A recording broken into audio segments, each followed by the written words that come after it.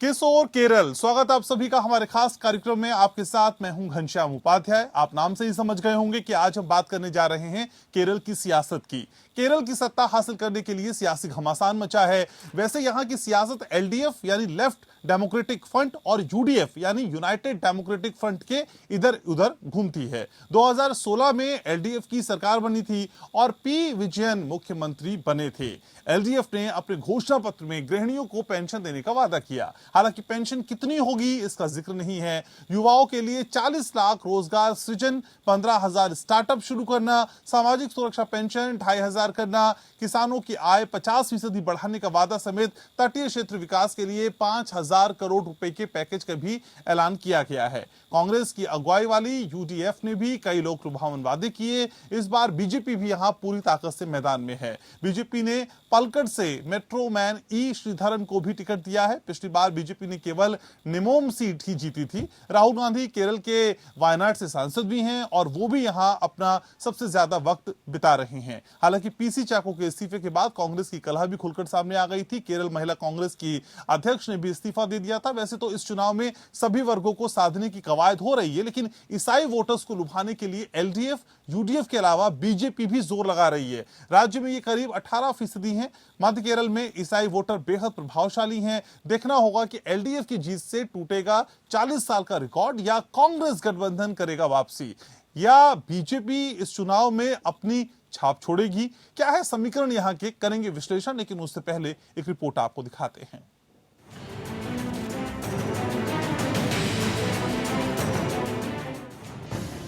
केरल में भी चुनावी घमासान चरम पर है। केरल में 1980 के बाद से सत्ता पर काबिज होने के बाद किसी भी राजनीतिक दल या गठबंधन को दोबारा जीत नहीं मिली है। एलडीएफ और यूडीएफ की सरकार बनती रही है, लेकिन इस बार बीजेपी भी पूरी ताकत से ताल ठोक रही है। 2016 में एलडीएफ सत्ता में आई थी और पी विजयन मुख्यमंत्री बने थे। केरल में सत्ताधारी लेफ्ट डेमोक्रेटिक फ्रंट ने विधानसभा चुनाव के लिए 900 बिंदु वाला घोषणा पत्र जारी किया है। घोषणा पत्र में कहा गया है, गृहिणियों को पेंशन दी जाएगी। पेंशन कितनी होगी इसका जिक्र नहीं है। अगले 5 साल में युवाओं के लिए 40 लाख रोजगार सृजन का वादा, 15,000 स्टार्टअप शुरू करने की बात कही गई है। सामाजिक सुरक्षा पेंशन 1,600 से 2,500 रुपए करने का दावा, किसानों की आय 50% बढ़ाने का दावा, 5,000 करोड़ रुपए के तटीय क्षेत्र विकास पैकेज का भी ऐलान किया गया है। वहीं केरल में बीजेपी भी पूरी ताकत से जुटी है। बीजेपी 115 सीटों पर लड़ेगी। 25 सीटें 4 सहयोगियों को दी गई हैं। मेट्रो मैन ई श्रीधरन को पल्लक्कड़ से टिकट दिया गया है। पिछली बार बीजेपी ने निमोम सीट ही जीती थी। कांग्रेस इस बार 91 सीटों पर चुनाव लड़ेगी।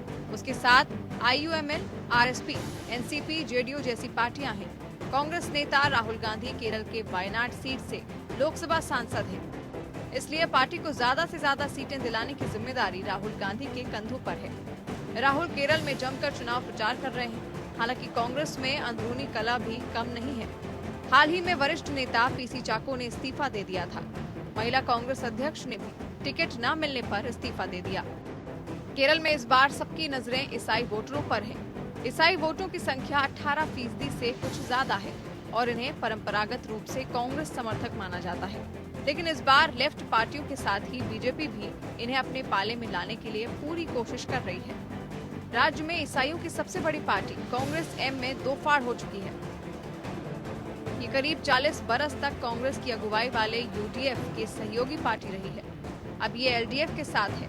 केरल कांग्रेस के विरोधी गुट की कमान पार्टी के वरिष्ठ नेता पीजे जोसेफ के हाथ में है और उन्होंने यूडीएफ का हाथ थाम लिया है। केरल में कुल 140 सीटें हैं। 2016 के चुनाव में कांग्रेस ने 22, सीपीआई ने 19, सीपीएम ने 58, एनसीपी ने 2, बीजेपी ने 1, केरल कांग्रेस एम ने 6, जेडीएस ने 3 सीट, निर्दलीयों ने 6 सीटें जीती थी। देखना होगा कि इस बार केरल की सत्ता पर कौन काबिज होता है। Bureau report. और केरल में विपक्षी कांग्रेस की अगुवाई वाले यूडीएफ ने भी घोषणा पत्र में कई वादे किए हैं। घोषणा पत्र को पीपल्स मैनिफेस्टो नाम दिया गया है। यूडीएफ ने सभी सफेद कार्ड धारकों को 5 किलोग्राम चावल मुफ्त देने और गरीबों के लिए 5 लाख मकान बनाने का वादा किया है। यूडीएफ ने सबरीमला के भगवान अयप्पा मंदिर की परंपराओं की रक्षा के लिए एक विशेष कानून बनाने और राजस्थान की तर्ज पर शांति और सौहार्द विभाग बनाने का भी जनता से वादा किया है। महिलाओं को लुभाने के लिए मोर्चे ने ऐसी माताओं को आयु सीमा में 2 साल की छूट देने का वादा किया है जो सरकारी नौकरियों के लिए परीक्षा देना चाहती हैं। इसके अलावा 40 से 60 साल की गैर नौकरी पेशा घरेलू महिलाओं को 2000 रुपए की मासिक पेंशन देने की भी बात घोषणा पत्र में कही गई है। घोषणा पत्र में कोविड-19 से प्रभावित लोगों को निःशुल्क खाने के पैकेट और दूसरी सुविधाएं देने की भी बात कही गई है। तो केरल के इस रण को समझने की कोशिश करेंगे। मेरे साथ 2 खास मेहमान जुड़ रहे हैं, परिचय में आपका करा दूं। मेरे साथ शिप्रा दीक्षित शुक्ला जुड़ रही हैं, सीनियर जर्नलिस्ट हैं। जॉर्ज कलिव्याइल मेरे साथ जुड़ रहे हैं, सीनियर जर्नलिस्ट हैं। आप दोनों का बहुत बहुत स्वागत। शिप्रा जी, सबसे पहले आप ही के पास आना चाहूंगा। मैम, केरल की इस जंग को आप कैसे देखती हैं? आपका सेल्फ एनालिसिस क्या है केरल को लेके?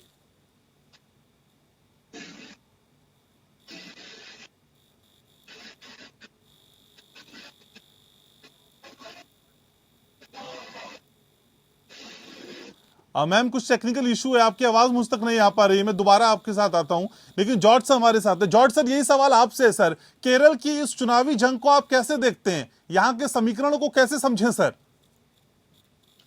एक केरल का पॉलिटिक्स थोड़ा डिफरेंट है। ये नॉर्थ इंडिया का पॉलिटिक्स का ऐसा नहीं है।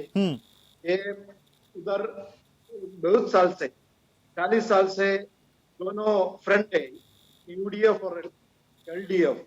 पर नाउ एनडीए देयर, बट अभी 140 सीट पे क्लोज कंटेस्ट और एलडीएफ तक, और NDA with 160 in Neom. I don't think they can retain that seat even, right? And अभी पालक्काड में श्रीधरन आ गया। श्रीधरन का 58-year-old is very difficult to win that seat, but he is there as a real contestant. अभी केरल में ये पिनराई विजयन सरकार, CPI LDF सरकार, ये उसका पेंशन स्कीम में, लास्ट फ्लड में, लास्ट कोरोना लॉकडाउन टाइम में फ्री फूड किट दे दिया, और उसका सारा ordinary people they love LDF और पिनराई विजयन सरकार। There is a big chance for Pinarayi Vijayan come back to power. अभी आज राहुल गांधी केरल में है, और Amit Shah ji also is expected to be in Kerala today. The fight is very close, but still LDF. जी ठीक है, शिप्रा जी भी जुड़ चुकी हैं। शिप्रा जी, 1980 के बाद सत्ता पे काबिज होने के बाद किसी की भी गवर्नमेंट यहां रिपीट नहीं हुई है। इस बार एलडीएफ के कितने चांसेस हैं मैम, क्या रिपीट हो सकती है? शिप्रा जी, ऑडिबल हूं मैं आपके लिए? तो शिप्रा जी तक आवाज शायद नहीं जा पा रही है, लेकिन जॉर्ज सर आप ही से समझ लेता हूं। सर, 1980 के बाद किसी भी सरकार की यहां वापसी नहीं हुई है, कोई भी रिपीट नहीं हुई है। सर, इस बार एलडीएफ के रिपीट होने के चांसेस हैं क्या? I think there is a big chance for LDF to come back. LDF वापस आने के लिए, ये नया हिस्ट्री बनाने के लिए चांस। ये केरल का हिस्ट्री में कोई भी फ्रंट वापस आया नहीं this time, but LDF got a big chance because UDF is very weak because of Kerala Congress Mani, led by Joske Mani, LDF, and Janata Dal, Loktandrik, led by former minister. They also left UDF and joined LDF now. Now LDF is more strong or stronger than before, and as you know, weak and weaker every day. PC Chako left, Congress State President Latika Subhash. Yesterday, KPCC President Rosakutti teacher left. Earlier, KPCC Secretary Vijayan Thomas left. 3 of them joined left front, one joint BJP. अभी BJP के chance है उधर infighting क्या हो जाए, उसका infighting ज्यादा है। जी ठीक है। शिप्रा जी, आपको आवाज मेरी मिल पा रही है मैम अब? हाँ जी, सुनाई जी दे रहा है शिप्रा जी, आपकी आवाज। एलडीएफ की तो हमने बात की, लेकिन यूडीएफ का जिक्र करना भी जरूरी है। यूडीएफ किस स्थिति में दिखाई देती है आपको केरल में? जी, जहाँ तक अभी केरल में हम लोग दौरा के लौटे हैं, हम देख सकते हैं कि एलडीएफ चारों तरफ छाया हुआ है, और चाहे वो पोल्स रहे हों या दूसरी चीजें, एलडीएफ काफी आगे दिखाई दे रहा है। लेकिन साथ में यूडीएफ की जो कोशिशें रही हैं, ये चुनाव मेरे हिसाब से राहुल गांधी के लिए टेस्ट है, क्योंकि जो उनकी जो लिस्ट आई है लोगों को, जिन लोगों को उन्होंने खड़ा किया है, उसमें देखे जाए तो राहुल गांधी की छाप है। और यही कारण है कि उसमें 55% नए लोग लिए गए हैं और बहुत सारे यंग लोग लिए गए हैं। ये जो बहुत से लोग वहां से निकल के जा रहे हैं, वहां की महिला अध्यक्ष ने सर मुड़ाया और एक तरह से लोगों के सामने ये जाहिर किया कि वे बहुत नाराज हैं कांग्रेस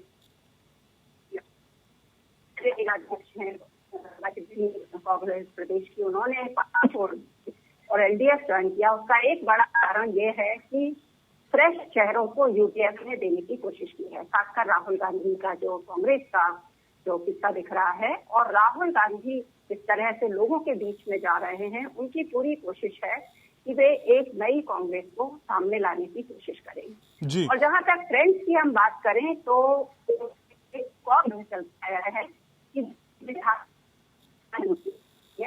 अगली बनाता है। ट्रेंड को हम देखें तो यूडीएफ के लिए अच्छी खबर नहीं है, क्योंकि 2020 दिसंबर में जो स्थानीय निकाय चुनाव हुए थे, उसमें एलडीएफ काफी आगे रही। लेकिन उसके अलावा अभी तक जो प्रचार के साधन हैं या जो दूसरी चीजें हैं, उसमें यूडीएफ अपना हार नहीं मानी है, ये हम कह सकते हैं। और यूडीएफ की एक और चीज है जो इस तरह से वो प्रचार कर रहे हैं, और वो ये भी कह रहे हैं कि भारतीय जनता पार्टी और एलडीएफ दोनों मिलकर सीक्रेट टीम के साथ उनके अगेंस्ट खड़े हुए हैं। ये भी एक चीज है जो लोकल स्तर पर काफी लोगों में बात उठ रही है, क्योंकि भारतीय जनता पार्टी के 3 कैंडिडेट के पर्चे रद्द हो गए हैं, जो काफी मुख्य अच्छी सीटें थी। कलपेट्टा से भी जो वायनाड क्षेत्र है जहां राहुल गांधी एमपी हैं, वहां से भी उनके व्यक्ति का पर्चा रद्द हो गया है। और एक तरह से लोग ये भी मान के चल रहे हैं कि कांग्रेस के खिलाफ दोनों दल हैं जो मिलकर चुनाव लड़ रहे हैं। लेकिन यूडीएफ में कांग्रेस की स्थिति का स्पेसिफिक समझने की कोशिश करें शिप्रा जी, तो क्या लगता है कांग्रेस कितनी मजबूत स्थिति में है?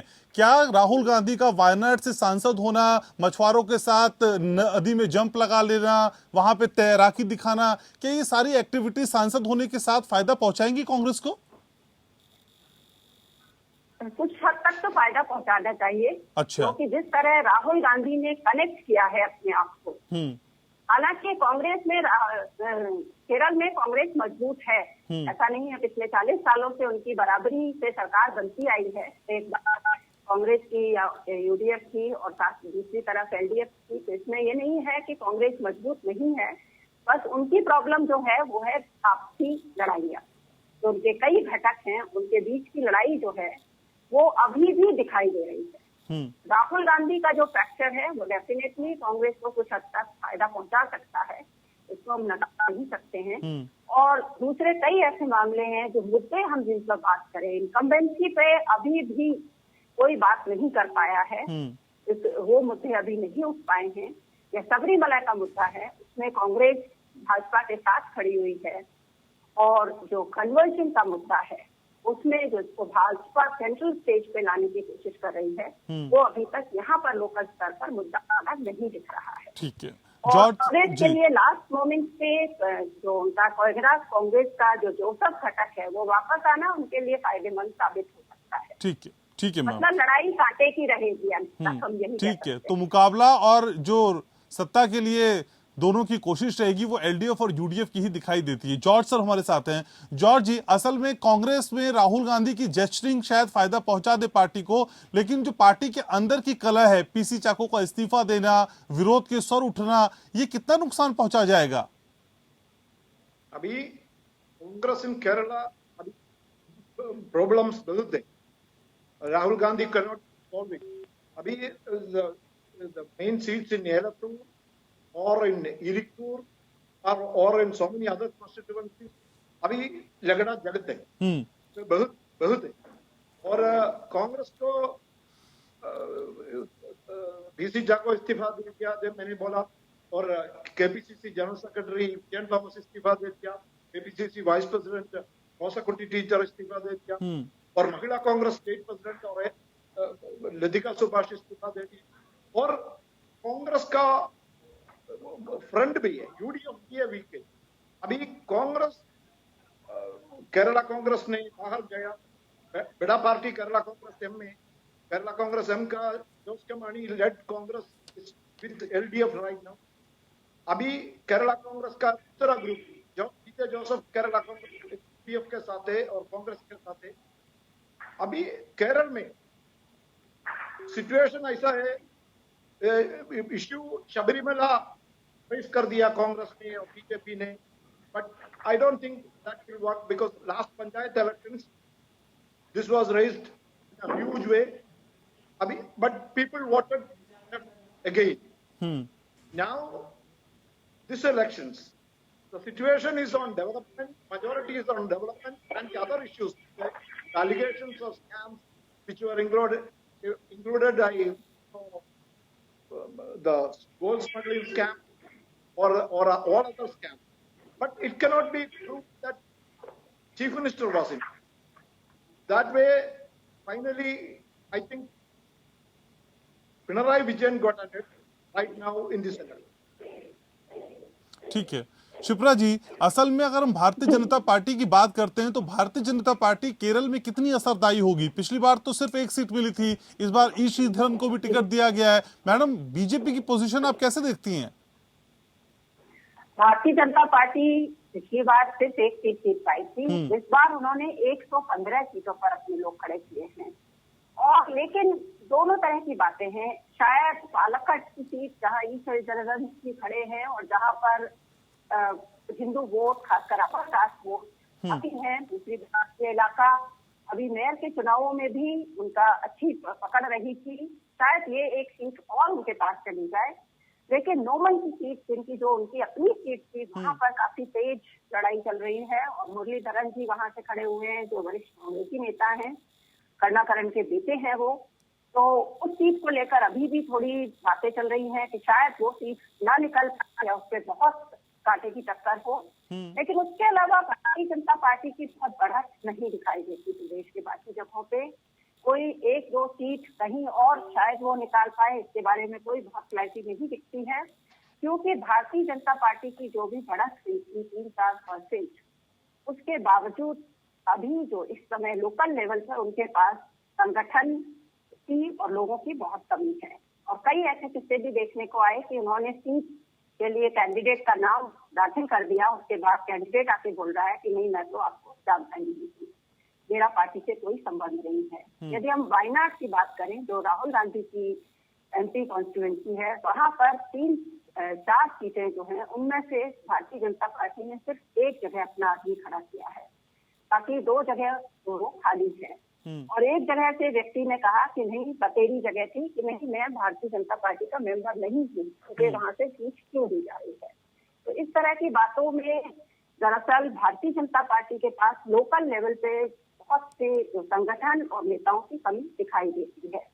हालांकि जो राष्ट्रीय नेता हैं वो जब पहुंचते हैं तो कर्नाटक से मिले हुए कासरगोड, जहां पर आरएसएस का भी बहुत अच्छा प्रभाव है, वहां के लोग पहुंचते हैं, वहां पे भीड़ भी इकट्ठी होती है। लेकिन जो असली मलयाली क्राउड है वो उनके पास अभी भी इस हद तक नहीं पहुंच पाया है। और दूसरी बात, कुछ लोग ऐसे भी हैं जो भारतीय जनता पार्टी की धुरी रही है, ध्रुवीकरण जिस तरह से रहा है, और इस चुनाव में उन्होंने कोशिश की है कि क्रिश्चियन और हिंदू को एक साथ करके, जिस तरह उन्होंने बात की थी कि कन्वर्शन के खिलाफ बात उठाने की कोशिश की थी और कहा हदिया मामले को फिर से एक बार आगे लाने की कोशिश की थी, उसका कितना असर होता है और क्या उसके खिलाफ कोई रिवर्स पोलराइजेशन भी हो सकता है भारतीय जनता पार्टी। तो शिप्रा जी अगर बीजेपी Sorry? अच्छा परफॉर्म करे या जैसा भी परफॉर्म करे, तो उसकी परफॉर्मेंस से, उसके प्रदर्शन से आपको क्या लगता है किसको नुकसान ज्यादा पहुंचेगा, एलडीएफ की यूडीएफ? जमीन पे तो एलडीएफ की प्रेजेंस ज्यादा दिख रही है। अच्छा। जमीन पर यदि मैं अभी केरल में करीब 300-400 किलोमीटर मैंने दौरा किया पिछले 2 दिनों के बीच, और मेरा मुझे देखने को मिला उसमें ये था कि यूडीएफ 70 to 80% यूडीएफ ही छाया दिखाई दे रहा, सॉरी एलडीएफ ही छाया दिखाई दे रहा था। अच्छा। लेकिन केरल के मतदाता बहुत शिक्षित मतदाता हैं और बहुत जिसको कहते हैं कमिटेड मतदाता हैं। वो ऐसे लोग नहीं हैं कि आज किसी ने कुछ 100,000 रुपए प्रॉमिस कर दिए तो वो दूसरी ओर चले जाएंगे। बहुत से लोग हैं जो कमिटेड मतदाता के रूप में अपने आप को 2-3 पीढ़ियों से वोट देते आते हैं, वो किसी एक दल से जुड़े होते हैं, तो उनका क्या रुझान रहता है, या फिर जो बीच के जो चेंज करने वाले मतदाता है वो चेंज करेंगे। तो इस समय यूडीएफ डेफिनेटली आगे दिख रही है, वो चाहे किसी सीक्रेट पोल के कारण हो। दूसरी बात, कांग्रेस के लिए बहुत से लोग ये भी कह रहे हैं कि यूडीएफ के पास साधन ज्यादा हैं और एलडीएफ के पास साधन ज्यादा हैं और यूडीएफ के पास संसाधनों की भी कमी है, इसलिए भी जमीनी स्तर पर उनके लोग, उनके पोस्टर्स, उनकी पार्टी कम दिखाई दे रही हैं। इस हिसाब से इस समय जो माहौल बना दिख रहा है वो एलडीएफ आगे दिख रही है। ठीक है जॉर्ज सर, ठीक है मैम। जॉर्ज सर, अगर वोटर्स की बात करें तो क्रिश्चियन वोटर, ईसाई वोटर कितना इम्पैक्टफुल है सर केरल में? खासकर केरल में 18 और 20% क्रिश्चियन वोटर्स है और अभी 46% माइनॉरिटी वोट है केरल में, और हिंदू वोट और सारा क्रिश्चियन वोट डिवाइडेड है। मुस्लिम वोट इंडियन यूनियन मुस्लिम लीग के साथ है, 80%, बाकी सारा डिवाइडेड है और क्रिश्चियन वोट्स भी डिवाइडेड है। पहला यूडीएफ के साथ है, क्रिश्चियन वोट का मेजोरिटी यूडीएफ के साथ है। ये इलेक्शन पे क्रिश्चियन वोट भी डिवाइडेड है, कांग्रेस के साथ थोड़ा है, लेफ्ट के साथ थोड़ा है और बीजेपी के साथ भी है। बट बीजेपी के विनिंग चांस अभी इलेक्शन में बहुत कम है। सारा प्रीपोल सर्वे में 8 और 9 प्रीपोल सर्वे आ गया, सारा में लेफ्ट का प्रोजेक्शन ज्यादा है और आज का सिचुएशन लेफ्ट का सिचुएशन बेटर है और यूडीएफ का सिचुएशन थोड़ा कवर है और BJP maximum they can get only 2-3 seats maximum. It can be 0 also, without any seats. It also may not be good. It is not sure that BJP can get that sitting. It's very close fight in Kerala, other than in Bengal or Assam or in any other state. ठीक है शिप्रा जी, असल में हम देखते हैं बंगाल में left और कांग्रेस साथ साथ दिखाई देते हैं, केरल में फाइट करते हुए दिखाई देते हैं। जो अलग अलग स्टेट वाइज इक्वेशंस हैं मैम इन दोनों ही पार्टीज की, वोटर्स के मन मस्तिष्क पे कैसा असर डालती है? क्या उनके मन में ख्याल नहीं आता कि ये लोग तो अवसरवादी हैं असल में? मुझे नहीं लगता कि केरला का जो मतदाता है, केरल का जो मतदाता है वो इन सब चीजों से प्रभावित होता है। अच्छा। और केरल में जो कांग्रेस है वो कांग्रेस लेफ्ट नहीं है, कांग्रेस राइट है, जो कि कांग्रेस लेफ्ट है और लेफ्ट राइट है, क्योंकि जो लेफ्ट का जो थोड़ी वो रहा है पॉलिटिक्स रही है वो ज्यादा हिंदुओं की तरफ और हो रही है, और कांग्रेस के जो अपने क्रिश्चियन मतदाता हैं और जो दूसरे वर्ग हैं उनके साथ रहा है। तो मुझे नहीं लगता कि इस बात को लेकर कि बंगाल में कांग्रेस लेफ्ट के ठीक है मैम। तो केरल के कई समीकरण हैं जिन पे आप दोनों ने रोशनी डाली, आप दोनों ने समय निकाला, आपने एपीएन से बात की, बहुत शुक्रिया मैम। सर आपका भी बहुत बहुत शुक्रिया। तो केरल की रण की हर नब्ज को आज टटलने की कोशिश की और ये समझने की कोशिश की कि एलडीएफ और यूडीएफ कितना एग्जिस्ट करते हैं केरल में और किसके खाते में वोट ज्यादा जा सकते हैं। हालांकि परिणामों का इंतजार करना होगा, लेकिन उससे पहले केरल की सियासत काफी इंटरेस्टिंग है, इससे इंकार नहीं किया जा सकता। इस खास पेशकश में इतना ही।